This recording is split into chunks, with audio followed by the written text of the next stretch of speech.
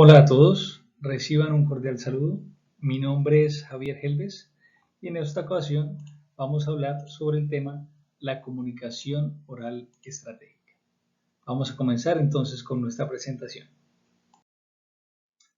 Comenzamos entonces con la palabra estrategia. Es una palabra de origen griego. En griego se dice estrategia y tiene como significado el arte de dirigir operaciones militares. Sin embargo, en la actualidad no solo se usa para el énfasis militar, ¿sí? Sino también se usa en la política, se usa en la economía, se usa en el deporte y se usa en el lenguaje, que es donde nosotros queremos hacer énfasis.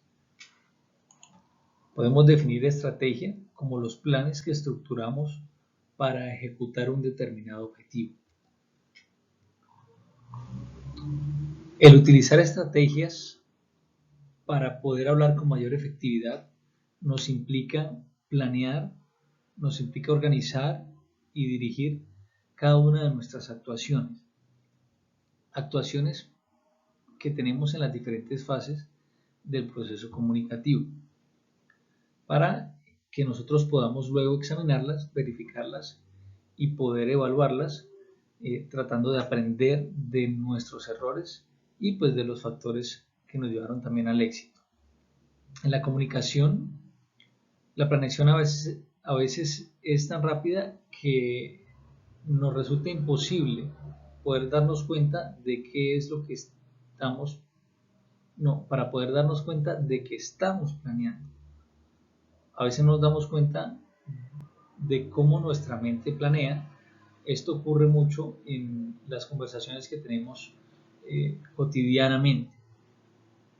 ¿Sí? Cuando hablamos con un conocido, nuestra mente siempre planea antes de que nosotros podamos hablar, solo que no lo podemos percibir.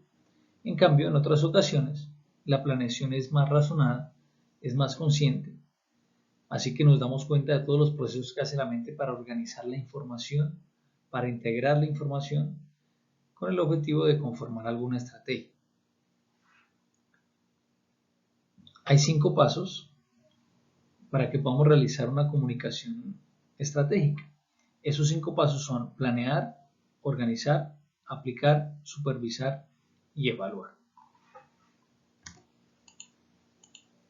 Por otra parte, tenemos los niveles de acción. Entonces, el término comunicación estratégica indica un nivel de acción superior al del empleo solo de las habilidades adquiridas. Ahora, Robert Nisbet los ha dividido en 2 tipos. Uno son las microestrategias. Estas funcionan en niveles de acciones sencillas y simples. En estas usamos nuestros conocimientos, técnicas y habilidades que pues son muy específicas. Como por ejemplo, cuando manejamos cierto volumen de la voz, cuando dirigimos el contacto visual en una dirección o cuando hacemos un movimiento con las manos. Ahora, las macroestrategias operan en niveles de ejecución superior, con acciones diversas, pues en las cuales se combinan también, como en las microestrategias, conocimientos, técnicas, habilidades, actitudes y valores que en conjunto integran un proceso, pero ya es un proceso complejo. Como por ejemplo, ¿qué tenemos como ejemplo de las macroestrategias? La conferencia, dar una conferencia, estar en un debate o hacer una negociación.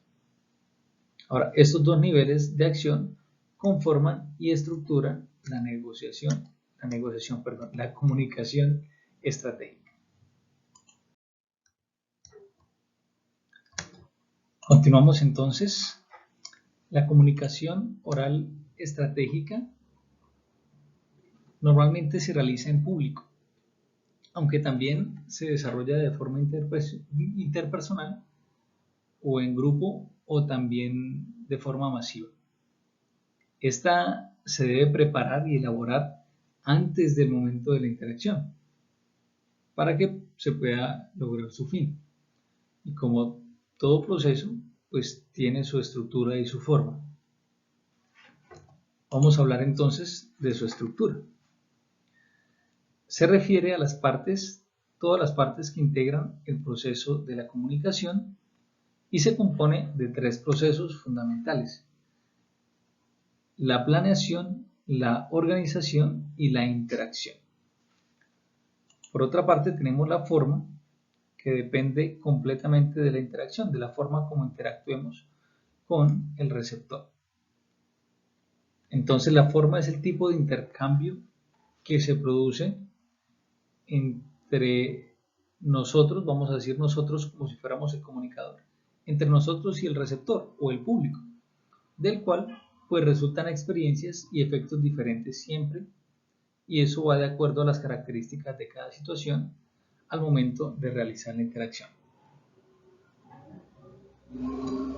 En conclusión, la comunicación oral estratégica es el resultado de pensar en las acciones que vamos a ejecutar en cada una de las fases del proceso comunicativo.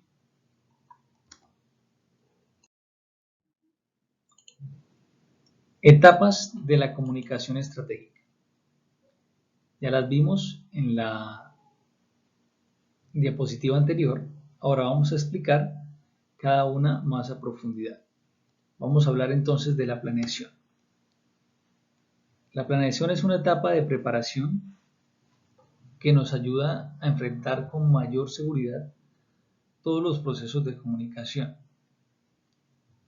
La organización, ya como segundo, la organización se desarrolla en torno al mensaje y usa procesos destinados a cuestiones específicas, como seleccionar el tema, organizar las ideas en un mensaje claro y coherente. El mensaje debe ser claro y coherente. Elaborar el desarrollo verbal de las ideas, cómo voy a decirlo, generar la introducción y la conclusión del tema y usar los materiales de apoyo visual. La interacción se refiere al proceso de comunicación que se vive en el momento de la presentación del mensaje. Ahora vamos a profundizar un poco más en el tema de la planeación de la comunicación estratégica. Para ello tenemos que hacernos estas 5 preguntas para poder realizar una buena planeación. Estas preguntas son: ¿quién? En este caso sería el comunicador. ¿Quién va a hacer la comunicación? ¿Qué es lo que dice? ¿A quién lo dice? ¿Para qué lo dice? ¿Y dónde y cuándo lo va a decir? ¿O dónde y cuándo lo dice? Vamos entonces a profundizar en cada una de estas facetas de la planeación de la comunicación estratégica. Ahora, desde el punto de vista de una acción, planear es prever con precisión una meta y prever los medios congruentes para alcanzarla. Ahora, la preparación del plan estratégico consiste en una reflexión sobre nuestras intenciones o nuestros propósitos para que luego podamos tomar decisiones y podamos determinar el efecto que deseamos lograr en los receptores. Ahora, cabe resaltar que para que haya comunicación siempre deben intervenir 2 o más participantes. Un mensaje tiene que enviarse, pero otro también debe recibirse. El mensaje se debe enviar y también lo debe recibir alguien. Comenzamos entonces con la primera pregunta para la planeación y es preguntarnos quién. En este caso vamos a ponernos nosotros en el lugar del comunicador. Entonces sería nuestra identidad, lo que reflejamos y cómo nos expresamos. Esta pregunta ¿quién? Nos sirve para reflexionar sobre el papel que jugamos en cada situación de comunicación. ¿Cuál es nuestra identidad como comunicadores? Ahora, todos reflejamos algo de nosotros al comunicar ideas, en tanto que la forma en en que las expresamos siempre surte un efecto en las personas que nos escuchan, pero también repercute en la imagen y en la credibilidad que los demás tienen de nosotros. Vamos a resolver aquí mismo la pregunta ¿para qué? ¿Para qué? Está haciendo referencia a los propósitos del comunicador. Cuando pensamos con detenimiento en nuestras intenciones o en nuestros propósitos para comunicar, lograremos actuar con mayor autenticidad, usando pues las conductas y las palabras más adecuadas para conseguir el entendimiento de las ideas, pero también buscamos obtener la aprobación y el respeto de los demás. Ahora, hay 4 propósitos del comunicador: entretener, informar, persuadir y actuar. Entretener. Entretener es cuando a través de la comunicación compartimos con otra persona o con un grupo nuestras experiencias o nuestras vivencias. Ahora, informar. Informar es cuando deseamos nosotros que los escuchas o los receptores adquieran pues un conocimiento o adquieran datos que pues contribuyan a formar en ellos su esquema del mundo. La siguiente es persuadir. El siguiente propósito es persuadir. Y este se da cuando el comunicador o cuando nosotros como comunicadores queremos influir sobre los demás de alguna manera para convencerlos de que piensen como nosotros o para que cambien su forma de pensar o para que rechacen modos de pensar y de actuar propuestos por otros comunicadores. Y por último tenemos el propósito del actuar, donde nosotros como comunicadores intentaremos llevar a los receptores a realizar acciones mediante elementos motivacionales que a ellos los impulsen, que impulsen los actos de la gente hacia cierta dirección. Ahora, en la planeación de los procesos comunicativos, a veces es muy complicado distinguir el propósito del emisor para compartir su mensaje, así como es difícil determinar el efecto de este en el receptor al escucharlo. Por lo tanto, es recomendable planear un propósito general y un propósito específico. El propósito general manifiesta la intención del emisor para originar su mensaje y el propósito específico expresa el efecto que desea lograr en el receptor. Por ejemplo, en nuestra exposición, en este video, el propósito general es informar y el propósito específico es que el público conozca qué es la comunicación oral estratégica. Pasemos ahora entonces a la tercera pregunta. Dice que o qué es lo que dice, es donde vamos a analizar de qué es lo que vamos a hablar y qué ideas son las que queremos expresar. En general, vamos a hablar sobre la selección del tema. Cuando pensamos hablar en una situación formal o delante de personas importantes o de pronto en un evento especial, la planeación del mensaje comienza por la selección del tema. No vamos a tener una conversación normal, sino vamos a realizar un evento formalizado. De eso es que estamos hablando, de la comunicación estratégica. De eso se trata, de poder preparar un tema para ciertas situaciones. La comunicación estratégica exige una reflexión sobre el tema que deseamos tratar, como las 2 preguntas que tenemos ahí. Preguntarnos de qué vamos a hablar y qué ideas queremos expresar. Ahora, todas las personas con un poco de habilidad oral son capaces de transmitir mensajes y comunicarse de manera eficaz sin seleccionar un tema específico. Pero cuando nuestro objetivo es comunicar el mensaje en forma pública, en un contexto formal, entonces es necesario que comencemos por decidir el tema más apropiado para la gente que nos escucha y que sea acorde a la situación particular en la que vamos a expresarnos. Ahora, hay que hablar de la fuente de ideas para poder comenzar un tema o escoger un tema. La mejor fuente de ideas para la selección de temas es nuestra propia vida, nuestras experiencias, nuestras convicciones. La selección del tema implica la capacidad de nosotros como seres humanos de generar ideas, ¿sí? Con base en dos tipos de información. Esos dos tipos de información son la información adquirida, que es de la que estamos hablando, que se refiere a los datos, recuerdos, imágenes, experiencias que tenemos que han sido guardados en nuestra memoria durante toda nuestra vida y nos sirven para planear y producir nuevas ideas y opiniones.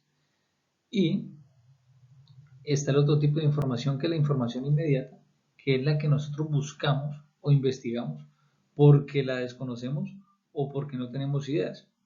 Y eso lo hacemos a través de libros, revistas, videos, computadoras, etcétera. A través de internet vamos adquiriendo el conocimiento.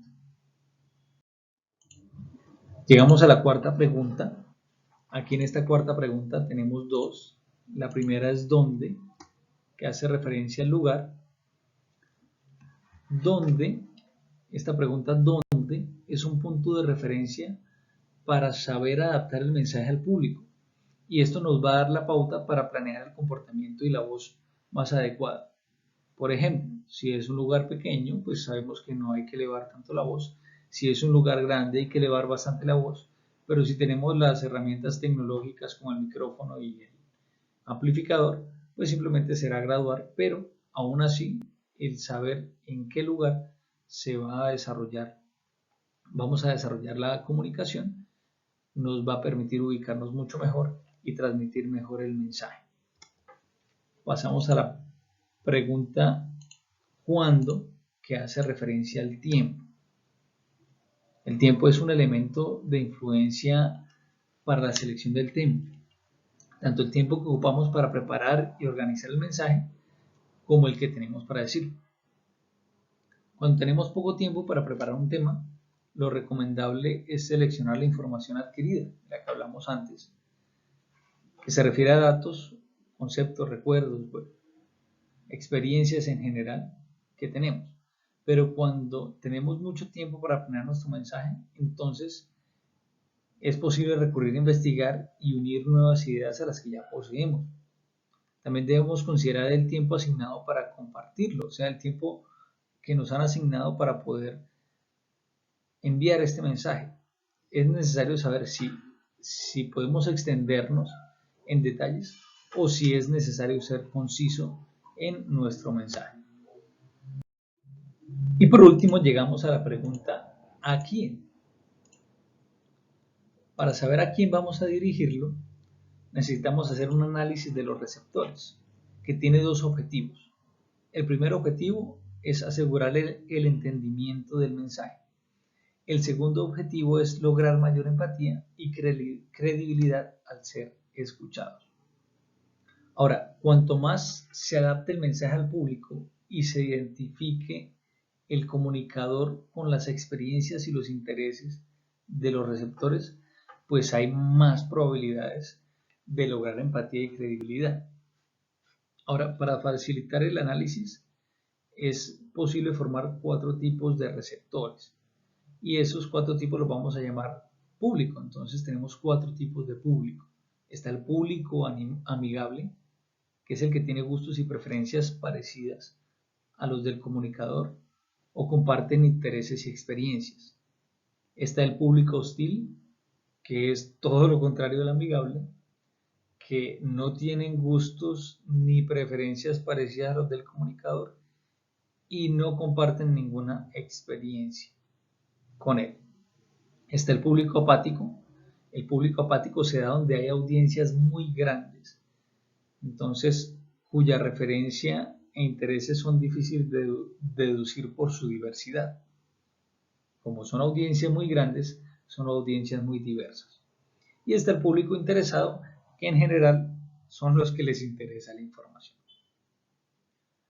Ahora, hay varios métodos que ayudan en el proceso de analizar a los receptores, pero aquí vamos a examinar tres. Uno es el análisis demográfico, que ya los vamos a ver en la siguiente diapositiva. Como veníamos hablando, entonces tenemos el tipo de análisis demográfico, en el cual analizamos características como el sexo, la religión, la edad, el estado civil, la raza y la nacionalidad. Consiste en considerar estas variables demográficas.